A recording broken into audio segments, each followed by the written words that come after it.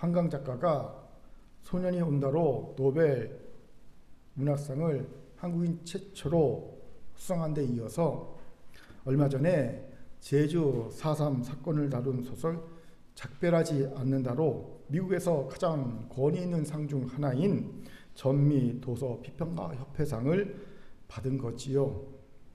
여기에서 제가 의아했던 부분이 있어요. 노벨 문학상 수상에 대해서는 언론이 대서특필하고 전 국민이 축하하며 베스트셀러 1위에 오르는 신드롬을 일으켰지요. 그런데 이번 수상 소식은 너무 조용했습니다. 왜일까요? 이건 단순히 상의 권위 차이 때문만은 아닙니다. 전미 도서 비평가 협회상은요, 미국에서 가장 권위 있는 결코 가볍지 않은 상입니다. 그럼에도 왜 이리 주목도가 적었을까요? 저는 여기에서 그동안 우리 사회가 제주 4.3 사건을 대하는 인식과 태도를 엿보게 됩니다. 사실 제주 4.3 사건은 일어난 지 무려 78주기가 되었지만 아직 제대로 합의한 이름조차 없습니다. 그저 제주 4.3이나 제주 4.3 사건이라는 의미 없는 건조한 이름으로 불리지요. 마치 아담이 하와라는 이름을 지어주지 않은 채 여자라고 부르며 방치했던 것처럼 말입니다. 그만큼 제주 4.3 양민 학살 사건은 우리 사회에서 의식적이든 무의식적이든 회피되어 온 비극입니다. 정부 추산 죽은 양민 수가 무려 약 3만 명. 당시 제주 인구의 10%의 숫자가 살해되고 사라진 겁니다. 제주도에서는요, 그래서 길이 같은 집이 많다고 하더라고요. 그런데 놀랍게도 공산당이 아닌 국군과 경찰, 영락교회 청년회가 주축이 된 서북 청년단에 의해 죽임을 당한 이가 무려 87.4%나 됩니다. 나중에 황경림 목사님이 직접 회고하면서 증언한 한국 사회와 특히 한국 교회의 가장 내밀하고 아픈 치부입니다.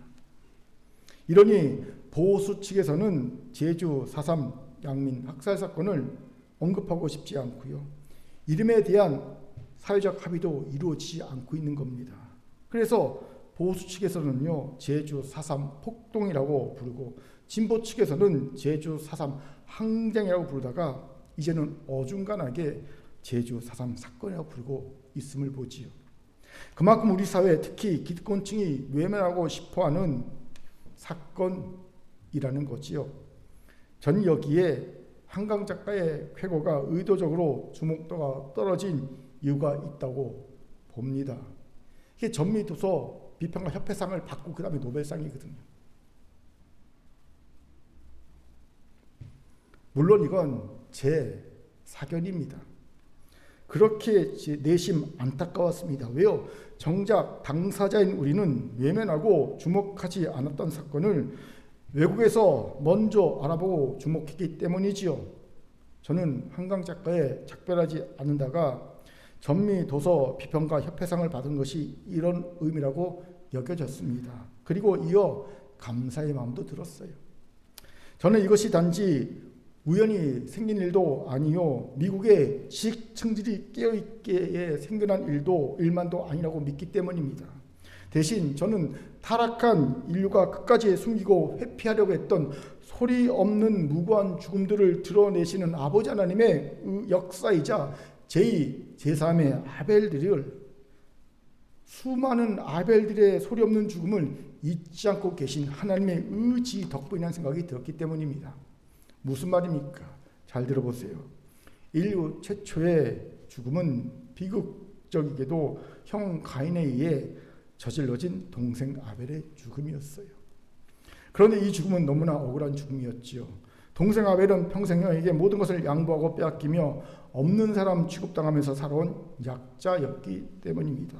그런데 약자 아벨이 그저 정성껏 제사를 드렸고 하나님이 형 가인보다 한 번 더 관심 있게 아벨과 그의 제사를 보았다는 이유로 그 하나만으로 형의 질투를 받아 들에서 무참하게 살해당합니다.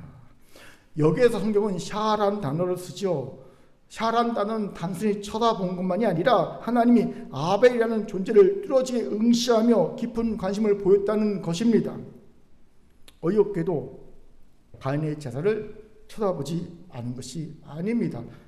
쳐다봤습니다. 하지만 그저 아벨과 그의 제사를 더 관심 있게 보신 겁니다. 이것이 아벨이 형에게 잔인하게 죽음을 당한 이유의 전부입니다. 그리고 이 죽음은 소리 없는 죽음, 조용한 살인으로 묻혀버릴 처지에 이르죠. 놀랍게도 아버지 아담이나 어머니 하와가 아벨을 찾거나 아벨의 실종 혹은 죽음에 대해 가인에게 질문하고 항의하고 벌을 내린 장면이 없어요. 집에서 키우던 똥개가 없어도요, 찾는 게 인지상정이지요. 그런데 하물며 아들이 없어졌어요. 그런데 아무도 찾지 않습니다. 소리 없는 죽음, 조용한 살인입니다. 그런데 오직 한 분 하나님만이 이 죽음에 대해 문제를 제기하십니다. 하나님만이 가인에게 찾아와 묻습니다. 내 아우 아벨이 어디 있느냐? 그리고 내가 내 아우를 지킨 자니까? 라고 뻔뻔하게 발뺌을 하는 가인에게 하나님이 놀라운 말씀하시지요.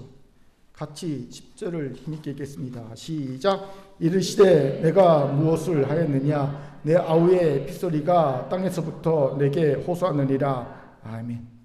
다 숨기려 가던 죽음에 대해 어쩌면 아담과 하와조차도 숨기려 하던 이 죽음에 대해 아벨의 피를 머금은 땅이 하나님께 호소했다고 하십니다.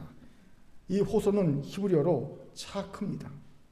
이는 점잖은 부탁이 아닙니다. 압제당하는 자가 죽기 직전에 내뱉는 단명의 비명이며 재판장에게 향해 터뜨리는 강렬한 고발입니다. 아벨은 입이 없었지만 땅이 그를 대신해 하늘이 무너지도록 비명을 지르고 있었던 것입니다. 저는 여기에서 한강 작가의 작별하지 않는다의 내용이 생각났습니다. 주인공 경아가 손가락이 잘린 친구 인선의 부탁으로 인선의 반려조 아마를 살리기 위해 눈을 뚫고 인선의 본가가 있는 제주도 집을 향하면서 이야기가 시작되지요. 하지만 그 여정은 단순히 새를 살리는 길이 아니라 인선의 어머니 정심이 남겨준 자료를 통해 그녀가 평생 가슴에 묻고 있었던 4.3의 기억으로 들어가는 문이 됩니다.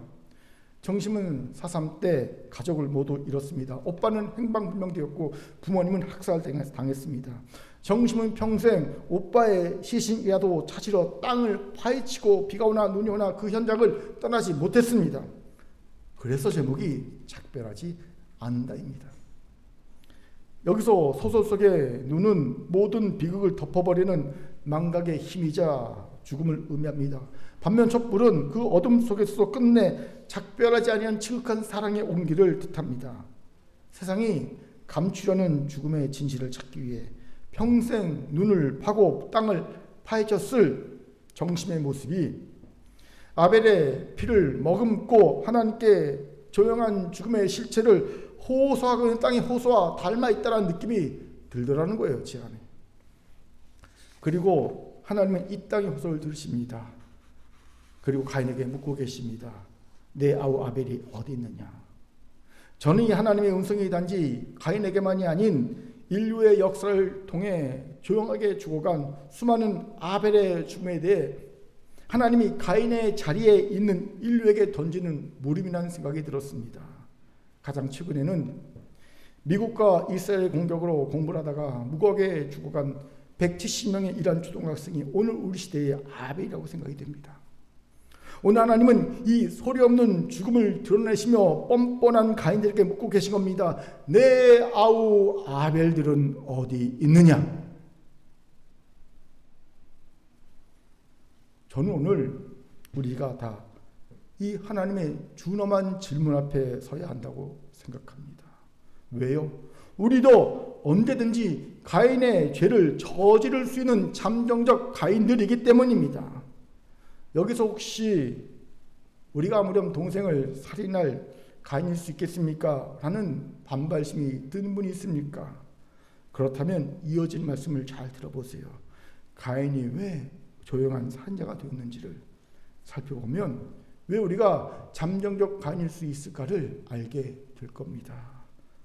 그럼 가인이 어떻게 조용한 살인자가 되었을까요? 첫째, 가장 아담의 부재와 부모의 편애가 낳은 엮이는 가정이 가인을 조용한 살인자로 만든 이유를 보게 되지요. 우리 같이 본문 1절 2절 읽겠습니다. 시작. 아담이 그의 아내 하와 동침하매 하와가 임신하여 가인을 낳고 이르되 내가 여호와로 말미암아 등남하였다 아니라 그가 또 가인의 아우 아벨을 낳았는데 아벨은 양치는 자였고 가인은 농사하는 자였더라. 아멘. 살인사건은 들판에서 일어났지만 살인의 흉기는 가정에서 만들어졌어요. 다시 한번요.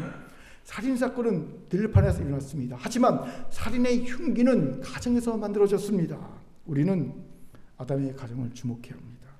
먼저 주목할 것은 아담 가정에 큰 사건이 일어났음에도 아내 하와의 목소리만 들리지 가장인 아담의 목소리는 전혀 들리지 않고 있다는 거예요. 여러분 한번 생각해 보세요. 인류 최초로 자녀를 낳은 겁니다. 하나님이 창조하신 아담과 하와 외에 첫 인간이 태어난 겁니다. 이것이 얼마나 놀랍고 흥분될 일이며 감사할 일입니까?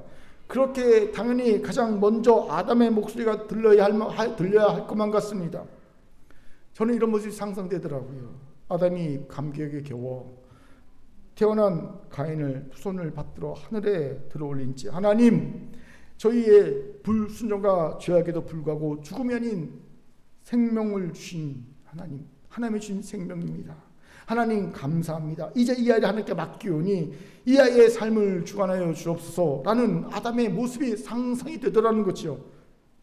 그러니 이상합니다. 이런 모습은커녕 왜 당연히 들려야 할 가장 아담의 목소리가 들리지 않고 아내 하와의 목소리만 들릴까요? 그 첫 번째 이유를 창세기 3장 17절에서 주장하게 되지요. 같이 읽겠습니다. 시작. 아담에게 이르시되 내가 내 아내의 말을 듣고 내가 내게 먹지 말라 나무의 열매를 먹었은즉 땅은 너로 말미암아 저주를 받고 너는 내 평생에 수고하여 그 소산을 먹으리라. 아멘. 죄를 짓고 하나님께 평생 수고해야 땅의 수를 먹는다는 인간의 운명을 아담이 받게 되지요. 이런 운명을 받게 된 아담이 낙원을 떠나 어떤 삶을 살았을지를 상상해 보십시오. 아마도 무지 정신이 없이 바빴을 겁니다. 모든 것이 다 새로 배워야 하는 것들입니다. 혼자 하는 일입니다. 그러니 얼마나 바쁘겠습니까? 정신이 없었겠습니까? 이런 아담이기에 가정의 일에 신경을 쓸 겨를이 없었을 겁니다. 우리도 그렇지 않습니까? 요즘 아버지들이 은퇴가 가까울수록 가정에서 자신의 자리가 없다는 사실을 깨닫고 위기의식을 느낀다고 하더라고요. 젊은 시절에는요, 자기의 성공을 위해 모든 힘을 사회생활에 쏟느라 가정에 소홀했어요. 그 사이에 아내와 자녀들은 남편과 아빠가 없는 삶에 적응해 가며 자신들만의 완벽한 가정 공동체에 이르며 살아왔습니다. 그런데 갑자기 아빠가 은퇴 시점이 다다르자 그 완벽한 공동체에 끼려고 합니다. 다들 어색하고 힘든 거예요. 이런 상황에서 가정에서 가장의 목소리가 힘이 있을 리가 없지요. 아담의 가정과 우리의 가정이 닮아있는 비극을 겁니다. 사랑하는 성도 여러분, 혹시 우리 중에도 이런 가정이 있습니까? 아니, 이런 가정이 되어가고 있는 분들이 있습니까? 그렇다면 오늘 우리 인생의 중심에 가정을 두십시오. 가정은 하나님 나라를 이 땅에 만들어 가야 하는 우리가 가장 먼저 하나님 나라를 만들어야 하는 곳입니다. 가정에서부터 하나님 나라가 만들어져야 합니다. 이 깨달음과 이 믿음의 결단이 있길 바랍니다. 아멘. 아담의 부재 이유에 대한 두 번째 주장은요, 3장 12절에서 깨닫게 되지요. 같이 읽겠습니다. 시작. 이 아담이 이르되 하나님이 주셔서 나와 함께 있게 하신 여자 그가 그 나무 열매를 내게 주므로 내가 먹었나이다. 아멘. 보세요. 아담은 참으로 비겁하게 하와에게 선악과를 먹은 책임을 돌립니다. 언제는 내 뼈 중에 뼈요 내 살 중에 살이라고 하던 아담이 하나님의 신문 앞에서 여자 그가 그 나무 열매를 내게 주므로라며 하와를 여자라고 부르지요. 여기에서 우리는 아픈 단죄를 보게 됩니다. 원래 에덴에서 아담은 하와를 이샤 여자라고 불렀고요. 자신은 이쉬 남자라고 했습니다. 이것은 나와 또 다른 나라는 관계적 신비가 담긴 호칭입니다. 그러나 범죄 후에 아담이 뱉은 여자라는 호칭은 단순히 성별을 따는 생물학적 호칭이자 차가운 거리감이 느껴진 남이란 뜻의 호칭입니다. 신뢰가 깨진 관계의 비참함이 이 한 단어에 서려 있습니다. 여성에게 물어봅시다. 이런 남편이 있으면 그에 대한 신뢰, 그의 권위를 인정해주고 싶겠습니까? 아마도 그런 분이 없을 것 같습니다. 아십시오. 신뢰와 권위는 정말 얻기가 어렵지요. 오랜 시간 동안 변하지 않는 성실과 인내 그리고 리더십이 있어야 그래서 얻어지는 것이 이런 종류의 것들입니다. 그런데 이런 신뢰와 권위는 잃어버리기는 정말 한순간입니다. 100번 잘하다가 한 번 잘못하면 바로 깨져버리는 것이 신뢰와 권위입니다. 그런데 이런 아담처럼 가정 내에서 가정의 신뢰와 권위를 한순간에 잃어버리는 일들이 비일비재합니다. 여기서 제가 여성분들에게 어려운 권면을 드립니다. 내 성질과 분대로 가장을 자녀 앞에서 매다 꽂지 마십시오. 그건 가정의 울타리를 철거하는 행위와 같습니다. 울타리가 없어지면 그 안에서 있던 양들은 어린 양부터 늑대에게 잡아먹힙니다. 그렇기에 가정을 깨지 않고 같이 살 거면 자녀를 위해 가장이라는 울타리를 철거하지 말아야 합니다. 즉 신뢰와 권위를 박살내지 마십시오. 그런데 안타깝게도 자녀 앞에서 가장을 매다 꽂는 이들이 많습니다. 예. 매 맞는 남편들이 꽤 된다고 하더라고요. 이건 그 자녀를 늑대에게 내주어 그 자녀 중에 가인이 나올 가능성을 키우는 가장 최악의 수입니다. 이제 공평하게 남성분들에게도 말합니다. 신뢰와 권위는 얻기는 무지 힘들지만 잃는 것은 한순간이에요. 그럼에도 어리석어서 잃었다면 방법은 이제 한 가지밖에 없습니다. 하나님 앞에 나와서 납작 엎드리세요. 하나님의 은혜로 새 사람이 되어 다시 시작하시기 바랍니다. 첫 술에 배부르려 하지 말고 하루하루 다시 신뢰와 권위를 세워가야 합니다. 나를 위해서가 아닌 가정을 노리는 늑대들로부터 내 가정을 지키기 위해서, 특히 내 자녀를 지키기 위해서는 잊지 마십시오. 무슨 말입니까? 이런 두 가지 이유로 가장인 아담의 목소리가 사라지고 아내인 하와의 목소리만 크게 들리는 엮이는 가정이 되었다는 거예요. 그런데 아담 가정의 또 다른 비극은 지독한 편애였습니다.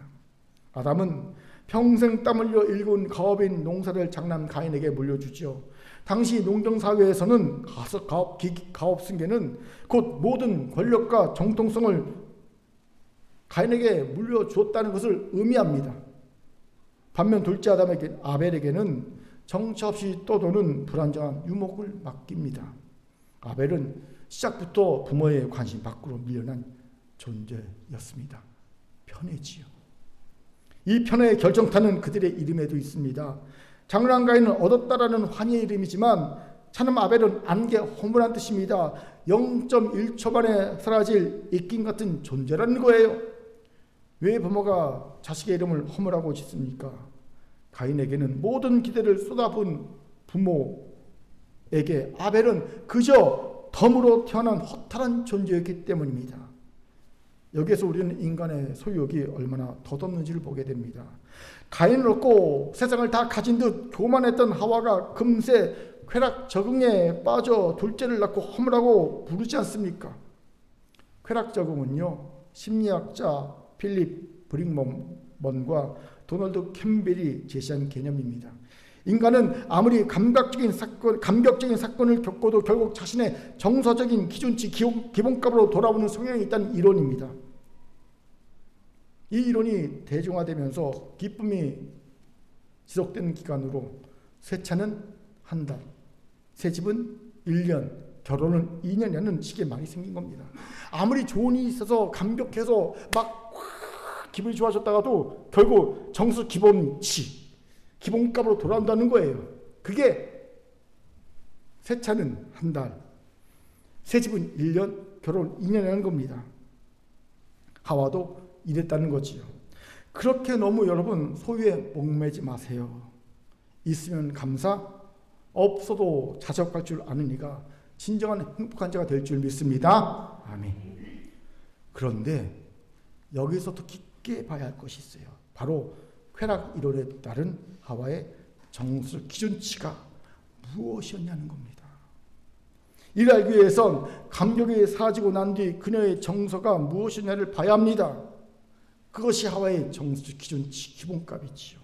그런데 하와의 정수 기준치는요, 놀랍게도 우울과 허무입니다. 왜요? 하와가 둘째 이름을 허무 아벨이라고 지은 것은 그 아이를 낳고 나서 갑자기 허무해졌기 때문이 아니라 이미 그녀의 영혼 깊은 곳에 우울과 허무란 독버섯이 자라고 있었기 때문이라는 겁니다. 아벨을 낳기에 허무를 깨닫는 게 아니라 이미 그는 정서 기본치가 허무와 우울이었기에 감격에 사주고 난 뒤에 아벨을 낳고 허무라고 이름을 지은 거예요. 가인을 얻었을 때의 환희는 신라곤의 고통을 잊게 해줄 일시적인 마약이었을 뿐입니다. 그 마약의 약효가 떨어지자 그녀는 다시 자신의 정서 기준인 우울과 허무로 돌아온 것 뿐입니다. 결국 아벨이라는 이름은 운명이 아니라 하나님이 잃어버린 한 어머니의 처참한 영적 상태에 대한 자백이었다는 거예요. 하와의 영적 상태에 대한 처참한 자백입니다. 그도 그럴 것이 신라곤의 원흉으로 남편이 자기를 지목했습니다. 이건 평생 잊을 수 없는 배신의 상처요, 자책거리였을 겁니다. 이런 상태에서 남편은 먹고 살기 위해 밖으로만 돕니다. 이때 자신은 배워본 적도 없고 본 수도 없었던 임신이라는 자기 몸의 변화를 경험합니다. 또 생전 경험해 본 적 없는 죽을 만큼의 고통을 통해 자녀를 출산합니다. 우울과 허무가 하와의 정서적 기준이었음을 능히 짐작게 되지요. 이러니 살인사건은 들판에서 일어났지만 살인의 흉기는 가정에서 만들어졌다는 말이 그냥 하는 말이 아닙니다. 가장의 목소리가 사라진 엮이는 가정에서 우울과 허무가 정서 기준인 어머니의 지독한 편애 속에 자녀들이 어떻게 정상적으로 자랄 수 있겠냐는 거예요. 없지요. 그러니 가인은 부모의 과잉된 기대 속에서 내가 세상의 중심이라는 괴물 같은 자아를 키웠고, 아벨은 부모의 무관심 속에서 나는 사라져도 상관없는 존재라는 깊은 상실감을 뼈에 새기고 살아났을 것이 뻔히 보입니다. 자, 이제 우리에게 물어봅시다. 그럼 우리 가정은 어떻습니까? 우리 가정에는, 여기에는 한부모 가정도 포함됩니다. 부모의 정당한 권위와 신뢰가 견고히 서 있습니까? 혹시 이미 자녀가 가인처럼 장성해버려 낙심하고 있는 부모가 있습니까? 내가 도저히 통제 못하는 자녀, 자기 멋대로 하는 자녀 때문에 낙심하고 있는 부모가 있습니까? 또 여러분은 자녀들을 하나님의 공평한 시선으로 바라보고 있습니까? 혹시 편애하고 있지는 않습니까? 아니면 내 대리만족을 위해 어느 한 아이에게만 가인의 무게를 지우고 있지는 않습니까? 장남이기에, 장녀이기에, 내가 특별히 사랑하기에 그에게 가인의 무게를 지우고 있지는 않습니까? 혹시 부정적인 답만 할 수밖에 없다 하더라도 결코 절망하지 마세요. 하나님은 살인자가 된 가인에게조차 가인의 표를 주어 끝까지 보아하신 자비의 아버지입니다.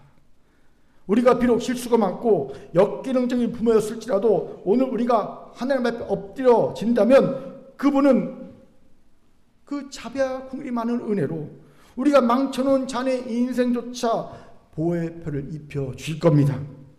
이 믿음으로 지금부터라도 아담과 하와의 실수를 반복하지 않는 저와 여러분이 되기를 주의 이름으로 축원합니다. 아멘. 자, 우리 옆분과 이렇게 심각하게 말고 좀 더 밝게 한번 물어봅시다. 당신의 가정은 건강하십니까? 당신의 가정은 건강하십니까? 한마디로 붙입니다. 이제부터라도 실수하지 맙시다. 시작. 이제부터라도 실수하지 맙시다. 아멘. 둘째, 조용한 살인자 가인이라는 비극의 또 다른 뿌리는 어머니 하와의 과잉된 자아와 조급한 보상 심리였음을 봅니다. 이미 살핀 대로 하와는 가인을 낳고 내가 여호와로 말미암아 남자를 얻었다 카나라고 외칩니다. 얻었다는 뜻의 히브리어 카나에서 가인이라는 이름이 나온 거예요. 여기서 우리는 두 가지를 주목할 수 있어요. 첫째, 하와의 과잉된 자아입니다. 지금 하와는 나도 창조주 하나님처럼 성인 남자를 창조했다라고 교만하게 외치고 있는 겁니다. 여호와로 말미암아 이걸 해석하는 대부분의 해석, 에트 여호와거든요. 이걸 대부분의 번역은 여호와로 말미암아 여호와의 도움으로라고 완곡하게 번역합니다. 하지만 이게 직역하면요 이런 의미가 돼요. 에트 여호와는요 내가 여호와를 얻었다, 혹은 내가 여호와와 함께 창조했다라는 뜻이 됩니다. 직역하면. 그렇게 종교学자 마틴 토는 하와가 가인을 창세기 3장 15절에 약속한 뱀의 머리를 밟을 여자의 후손으로 착각하여 들뜬 기대를 했다고 해석합니다. 와, 내가 3장 15절에 말씀하신 뱀의 머리를 밟은 메시아를 낳았구나, 들뜬 기대했다는 거예요. 자신이 하나님의 구원 계획을 완성할 존재를 소유하게 되었다, 얻었다라는 정서적 고양 상태를 지적합니다. 고상하게 정서적 고양이라고 말했지만 쉽게 우리말로 표현하면요 교만이지요. 그렇게 하와가 지금 감사 기도를 드린 것이 아닙니다. 하나님, 당신이 흙으로 아담을 만드셨던 것처럼 이제 나도 내 몸으로 구원자 남자를 만들어 냈습니다라는 외침입니다. 하나님의 창조 권능에 도전하는 교만함을 보이고 있는 겁니다. 아담이 침묵하며 도망친 그 영적 고백을 하와는 스스로 하나님이 되는 창조주 코스프레로 채우고 있음을 봅니다. 이것도 주목합시다. 우리는 자기를 긍정해야 합니다. 그런데 자기 긍정과 자기 과잉은 구분해야 합니다. 이 둘을 한마디로 이렇게 구분하면 이렇습니다. 자기 긍정은 나를 수용하는 힘이고 자기 과잉은 나를 숭배하는 병이다. 그렇습니다. 자기 긍정은 하나님이 만드신 나를 있는 그대로 살아가는 힘이지만 자기 과잉은 내가 하나님이 되어야만 직성이 풀린 병입니다. 바벨론의 느부갓네살 왕을 보십시오. 그는 하늘 정원을 거닐면서 자기가 세운 바벨론의 영광을 보며 이것이 자신의 능력과 영광으로 세워졌다고 자축합니다.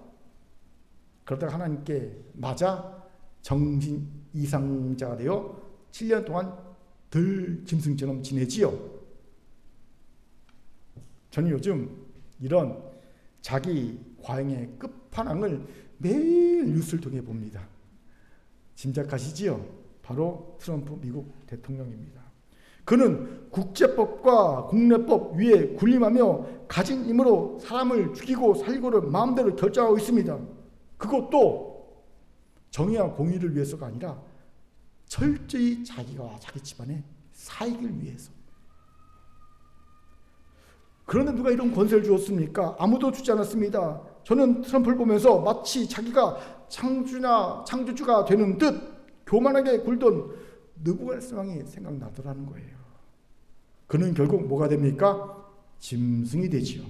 여러분, 하나님이 이미 오래전에 자기 과잉의 끝은 비인간화, 짐승이 되는 것임을 가르쳐주고 계셨다는 거예요.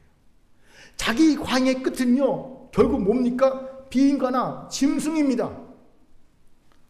그런데 사실 엄밀하게 말하면 우리도 자기 과잉이 넘치는 이들이죠.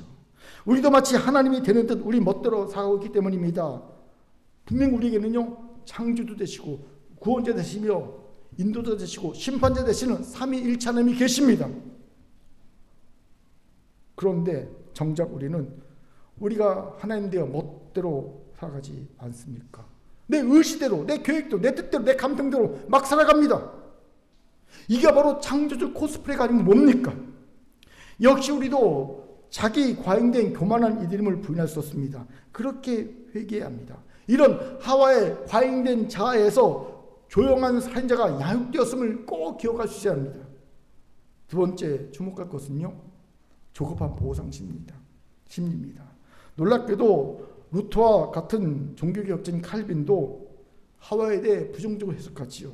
칼빈은 하와가 가인을 낳고 외친 내가 여호와로 말미암아 남자를 얻었던 대목에서 하와가 갓 태어난 아기 인펀트가 아닌 남자, 사단의 머리를 곧 상하게 할 완성된 성인 남자 맨을 얻었다고 착각하며 외치도록 주장합니다.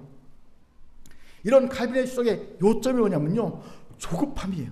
조급한 기대가 하와에게 있어요. 조급한 기대. 칼빈은 하와가 3장 15절에 여자의 후손에 대한 약속을 너무 문자적으로 조급하게 적용했다고 봅니다. 그렇다면 왜 하와는 이런 조급한 기대를 가졌을까요? 여기에 바로 치명적인 보상심리가 작동하고 있어요. 보상심리가 무엇입니까? 자신이 잃어버린 것 혹은 결핍된 것을 다른 대상을 통해 한꺼번에 많이 하려는 심적 기제입니다. 하와의 내면을 볼까요? 그녀는 에덴이라는 완벽한 낙원을 잃었지요. 하나님과의 친밀함도 남편과의 온전한 연합도 깨졌습니다. 무엇보다 자신 때문에 인류에게 죄와 죽음이 들어왔다는 처절한 자책감과 상실감이 그녀를 짓누르고 있었습니다. 이때 가인이 태어난 거예요. 하와에게 가인은 사랑으로 키워야 할 아기가 아니었습니다. 자신의 실수를 한 방에 만회해줄 해결사이자 에덴의 티켓을 찾아줄 도구였던 거죠. 그래서 하와는 조급해졌습니다. 칼빈의 주석처럼 핏덩이 아이를 보며 성인 남자 맨을 얻었다고 외친 이유는 이 아이가 빨리 자라서 자신의 불행을 끝내주기를 바라는 간절한 보상심리 때문이었다는 거지. 아이가 아이답게 자랄 시간을 허락하지 않는 것, 이것이 자녀를 망치는 조급함의 뿌리입니다. 여러분 기억하세요. 아이는 아이답게 자랄 시간을 반드시 허락받아야 합니다. 한국 사회가 이걸 놓치고 있지 않습니까? 먼 유치원 때부터 입시에 들어갑니까? 성경은 이런 조급함을 향해 무섭게 경고하죠. 같이 잠언 14장 29절 읽겠습니다. 시작. 노하기를 더디한 자는 그게 명철하여도 마음이 조급한 자는 어리석음을 나타내느니라. 잠언이 말하는 가장 어리석은 자는요, 지혜 없이 마음이 조급한 자입니다. 하와는 하나님의 약속이 이루어지는 시간과 과정을 기다릴 지혜도 있는데 없었습니다. 그저 내 아픔을 빨리 보상받고 싶어서 마음이 조급해진 겁니다. 우리의 모습은 어떻습니까? 우리 부모들의 그 지독한 교육열의 실체가 무엇인지 정직하게 들여다봅시다. 그것이 진정 자녀를 위한 사랑입니까? 아니면 내가 이루지 못한 꿈, 내가 맛보지 못한 성공을 자녀를 통해 보상받으려는 조급한 보상 심리입니까? 내가 학벌이 부족해서 무시당했다면 자녀는 반드시 인류대에 가야 하고요. 내가 가난해서 서러웠다면 자녀는 수단 방법 가리지 않고 부자가 되어야 한다고 몰아세우지요. 이때 자녀는 부모에게 인격이 아니라 보상형 자산이 됩니다. 부모의 조급함이라는 채찍에 맞으며 자란 자녀는 결국 가인처럼 괴물이 됩니다. 부모의 보상 심리를 채워주지 못할 때 오는 공포, 그리고 채워줘야만 인정받을 수 있는 압박감이 자녀의 영혼을 잠식하기 때문이죠. 가인은 어머니 하와의 조급함이라는 기대의 감옥에 갇혀 살았습니다. 이런 어머니의 과잉된 기대와 집착이 얼마나 숨막힌 압박이었겠습니까? 가인은 태어난 순간부터 아기로 존재할 권리를 박탈당한 채 어머니의 욕망을 채워줄 용사가 되어야만 했던 거지요. 이러니 어머니의 보상을 위해 최고가 되어야 했던 가인에게 자기보다 인정받는 아벨은 존재 자체가 없애야 할 장애물로 여겼을 것을 능히 짐작할 수 있죠. 가인이 조용한 살인자가 된 또 하나의 이유를 보게 됩니다. 사랑하는 성도 여러분, 조급함은 신앙의 적입니다. 하나님은 과정을 중요하게 여기시지만 보상 심리의 누님은 인간은 결과에만 집착합니다. 하와가 에덴의 상신을 가인을 통해 보상받으려 했던 그 조급함이 결국 또 다른 아들 아벨을 잃어버리겠다는 사실을 꼭 기억해야 합니다. 오늘 여러분이 자녀에게 혹은 여러분 인생 어떤 결과물에 대해 가지고 있는 그 조급함의 정체가 무엇인지 물어보세요. 자녀 혹은 내 성공에 대한 조급한 기대가 그 정체가 무엇인지 물어보세요. 나는 지금 하나님을 기다리고 있습니까? 아니면 내 결핍을 보상받으려 마음이 조급해져 있습니까? 이 조급한 보상 심리를 내려놓고 하나님의 시간을 기다리는 지혜가 우리 가운데 있기를 바랍니다. 아멘. 자, 저를 따릅시다. 자기과인가? 다시 자아과인가? 조급한 보상 심리를 옆분과 웃으면서 경계하고 버립시다. 시작. 경계하고 버립시다. 아멘. 세 번째로 조용한 살인자 가인이라는 비극의 마지막 뿌리는 시기와 질투와 수치를 숨기려는 마음으로 죄악의 문을 열어버린 가인의 어리석음 때문임을 봅니다. 본문 5절부터 7절까지 같이 읽겠습니다. 시작. 가인과 그의 재물은 받지 아니하신지라. 가인이 몹시 분하여 안색이 변하니 여호와께서 가인에게 이르시되 내가 분하여함은 어찌 됨이며 안색이 변함은 어찌 됨이냐. 내가 선을 행하면 어찌 낯을 들지 못하겠느냐. 선을 행하지 아니하면 죄가 문에 엎드려 있느니라. 죄가 너를 원하나 너는 죄를 다스릴지니라. 아멘. 우리는 지금까지 조용한 살인자 가인이라는 비극의 뿌리를 가인 자신이 아닌 가정과 부모에게서 찾았습니다. 왜입니까? 아이의 모든 문제는 100% 가정과 부모의 문제이기 때문입니다. 그런데 여기서 주목할 것은 이 책임을 가정과 부모의 문제로 전가할 수 있는 것도 성인이 되기 전까지 한 사실이에요. 그렇습니다. 아무리 가정과 부모가 나를 잘못 양육했다 하더라도 성인이 된 후부터는 모든 책임은 성인이 된 내게 있습니다. 내게 있는 거예요. 성인이 된 순간. 그런데 간혹 성인이 되었으면서도 여전히 가정과 부모 탓으로 돌리는 이들이 꽤 되지요. 왜일까요? 그들 안에 내재야, 내 안에 있는 어린아이가 있기 때문입니다. 나이와 몸은 성인이 되었건만 정서나 마음이나 의지는 여전히 아이의 수준에서 자라지 않고 있는 이들이지요. 그런데 가인이 바로 그런 내재를 가진 어른아이였다는 거예요. 하나님이 동생 아벨의 제사에 더 관심을 기울인 것을 본 가인은 분이 난 것을 숨기지 못합니다. 얼굴에 그분이 그대로 드러납니다. 여러분, 나이가 들수록 감정 잘 속이지 않습니까? 화가 나도 아니에요. 싹 웃습니다. 그런데 아이들은요, 화가 나면요 바로 얼굴에 딱 드러나죠. 아이기 때문에 그렇습니다. 아이는 절대 불편한 감정을 숨기지 못하죠. 어른아이 가인의 증거입니다. 그때 하나님이 가인에게 찾아와 직접 경고해 주시죠. 죄가 너를 원하나 너는 죄를 다스릴지니라. 여기서 주목해야 할 것이 있어요. 하나님이 가인의 아버지 아담이나 어머니 하와가 아닌 가인에게 직접 찾아와 말씀하셨다는 거예요. 야, 아담아, 하와야, 네 아들 가인이 엉뚱하게 지금 화를 내고 있네. 사고 칠 것 같네. 네가 가서 좀 다스려. 좀 책망해. 죄 짓지 말게. 이렇게 말씀하신 것이 아닙니다. 아담과 하와를 건너뛰고 직접 누구에게? 가인에게 말씀하셨어요. 왜요? 성인이기 때문입니다. 하나님은 지금 가인을 성인 취급해주고 계신 거예요. 이제 성인이 되었으니 남 탓하지 말고 직접 죄악된 마음을 내가 다스리렴. 그리고 이 경계에는 성인다울 수 있는 기회를 주시는 하나님의 은혜가 담겨 있음도 봅니다.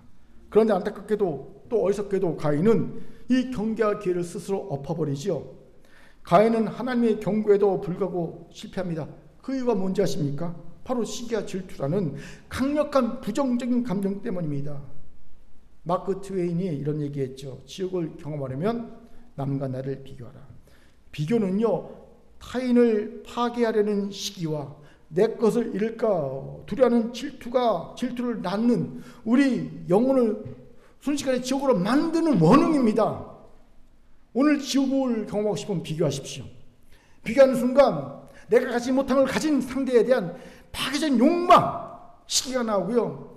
내 것을 잃지 않겠다는 자기 상처적인 그런 강력한 마음, 질투가 나올 겁니다. 하나님은 가인에게 이 죄를 다스려라 라고 하십니다. 여기서 미완료형이 있습니다. 단 한 번의 결단이 아니라 계속 꾸준히 이 마음을 다스리라는 겁니다. 계속적으로 한 번만 하는 것이 아니라 죄 욕망이 꿈틀댈 때마다 하나님의 주권을 선포하는 의지적 싸움을 명령하신 겁니다. 이 마샬 다스림에 실패하여 평생 지옥 속에 살았던 또 다른 가인이 있지 않습니까? 바로 사울 왕입니다. 그는 왕의 권력을 가졌음에도 다윗과 자신을 비교하다 결국 비참한 종말을 맞이하죠. 그렇다면 우리는 어떻게 이 거대한 시기와 질투를 이길 수 있을까요?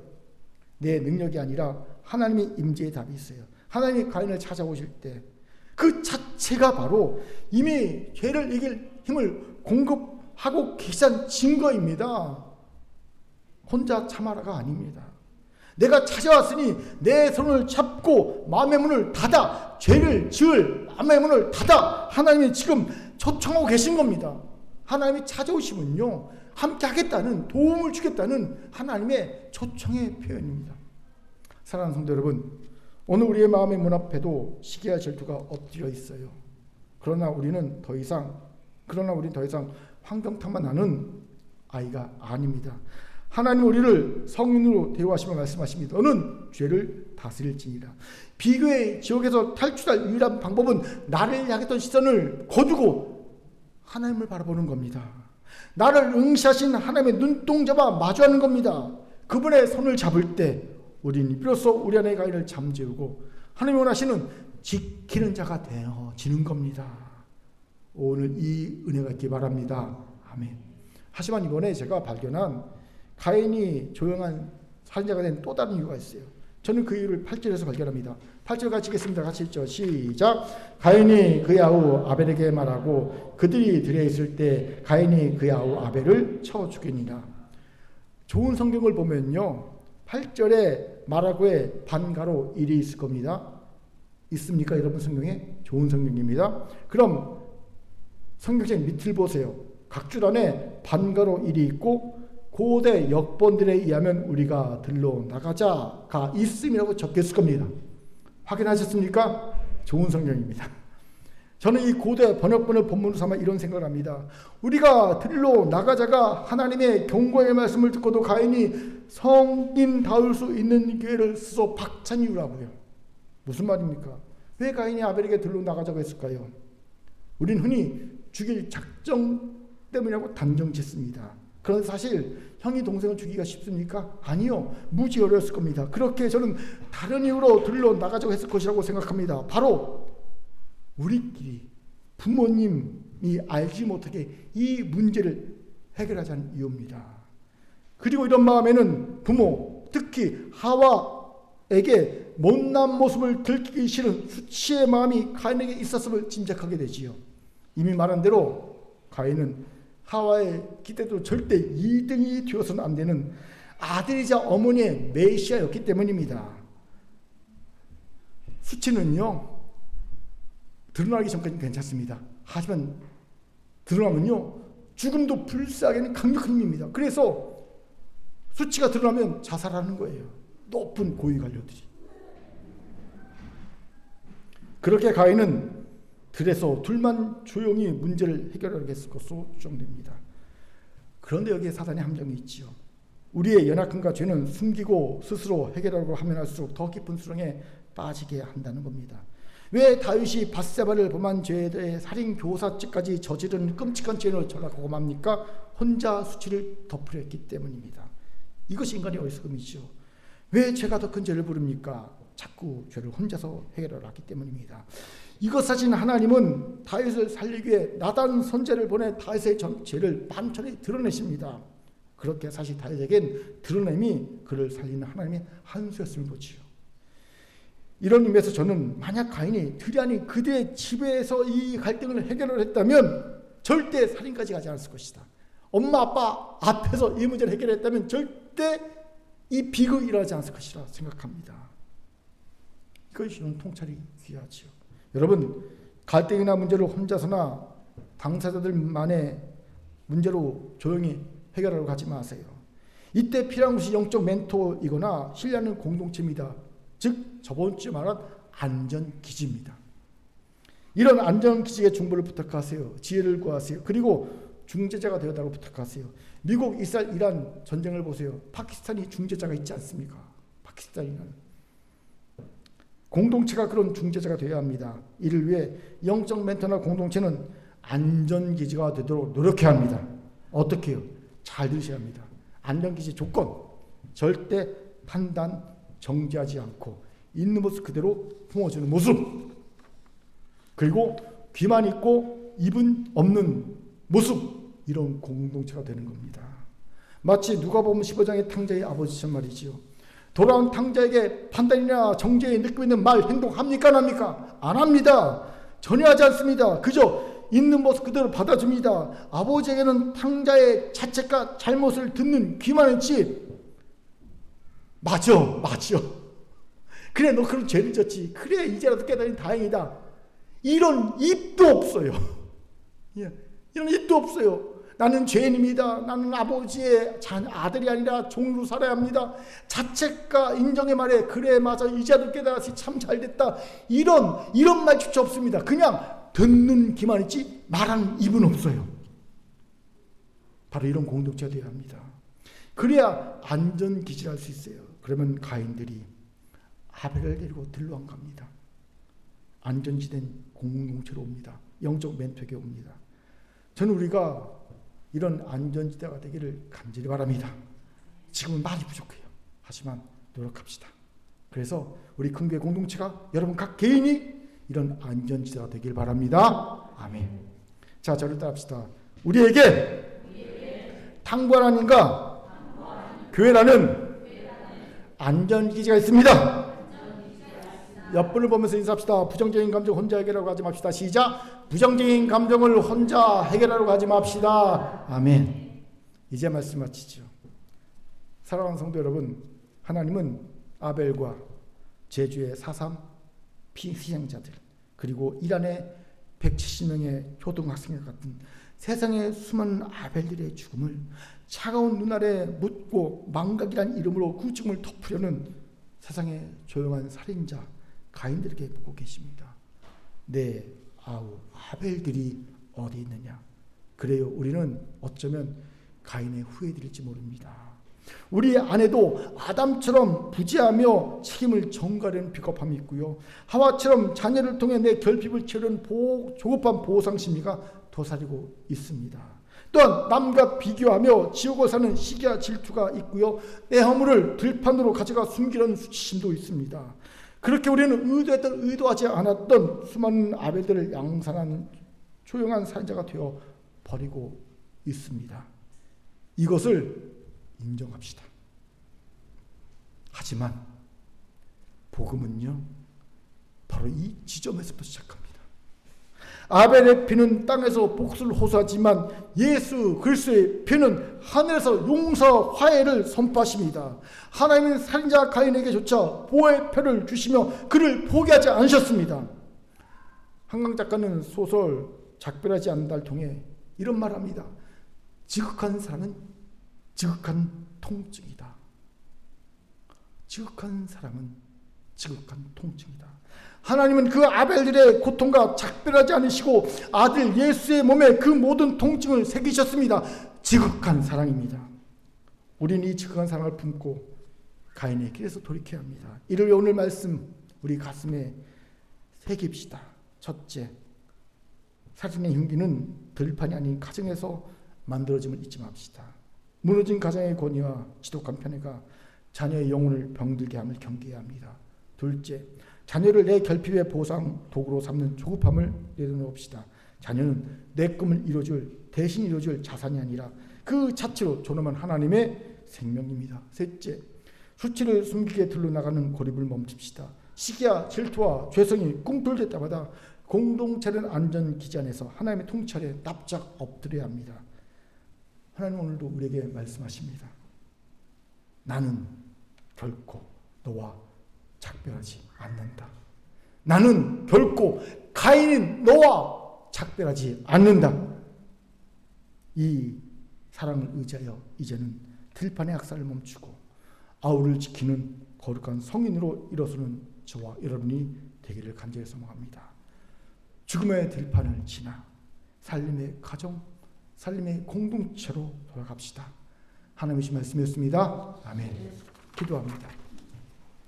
사랑과 자비 하나님, 우리는 어쩌면 가인인지 모릅니다. 이제 죽음의 들판을 지나 살림의 가정 공동체로 돌아가는 우리가 되게 도와 주옵소서. 감사드리며 예수님 이름으로 기도합니다.